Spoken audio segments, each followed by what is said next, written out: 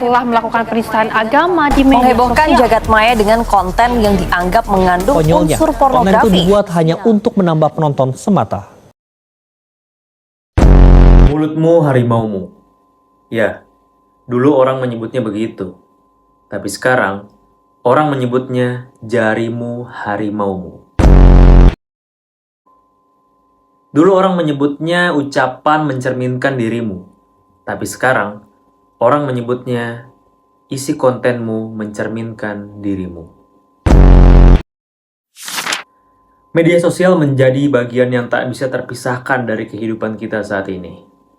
Menurut Asosiasi Penyelenggara Jasa Internet Indonesia, jumlah pengguna internet di Indonesia mencapai 221 juta jiwa. Itu artinya, sekitar 80% populasi penduduk Indonesia menggunakan internet. Ya, bisa dibilang kalau hampir setiap orang yang kita kenal itu mengakses internet dan menggunakan platform seperti Instagram, Twitter, TikTok, dan YouTube. Tak sedikit dari kita beralih menjadi konten kreator, baik itu sekedar hanya untuk menyuarakan opini, berbagi cerita, sarana hiburan, atau bahkan membangun karir. Tapi mirisnya, masih banyak konten kebodohan tersebar di internet. Berita hoax, konten berunsur asusila dan pornografi, pelanggaran privasi, dan lain sebagainya malah semakin menjamur. Maka perlu dipahami bahwa membuat konten bukan hanya soal kreativitas, tapi juga ada hak dan kewajiban yang harus ditaati, yang akan mempengaruhi hidupnya di dunia maya bahkan sampai ke dunia nyata. Seorang konten kreator memiliki hak untuk mengendalikan apa saja yang mereka buat. Salah satunya, kebebasan berekspresi.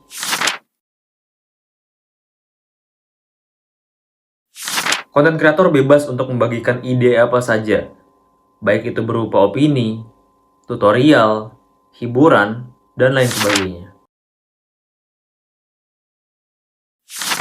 Hal ini telah diatur dalam Undang-Undang Dasar 1945 Pasal 28E ayat 3, yang menjamin bahwa setiap orang berhak untuk menyatakan pendapat dan informasi.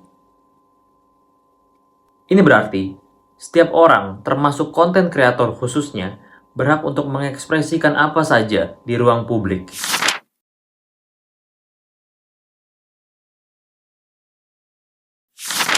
Tidak hanya itu, seorang konten kreator juga berhak atas karya yang mereka ciptakan.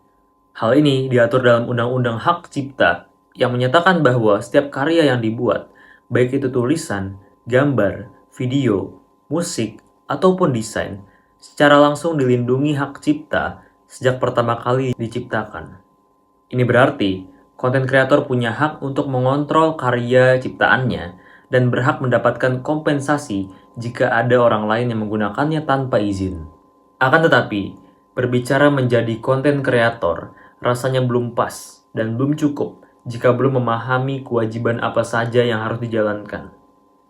Memastikan konten yang dibuat tidak melanggar hukum adalah salah satu cara bijak untuk menjadi konten kreator. Sebagai contoh, Undang-Undang ITE mengatur bahwa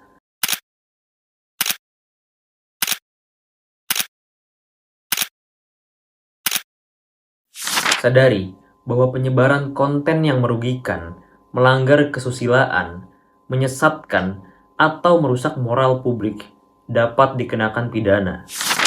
Bagi seorang konten kreator, ya pastinya likes dan views memang sangat menggiurkan. Akunmu memang hak pribadimu. Tapi saat kau sudah memposting sesuatu, itu menjadi ranah publik dan ada hukum yang akan membuatmu tidak berkutik. Bijak dalam menyebarkan konten, pastikan konten yang kamu buat dan kamu sebarkan itu adalah hal yang benar, bermanfaat, dan tidak merugikan orang lain. Saring before sharing, bijak berdigital.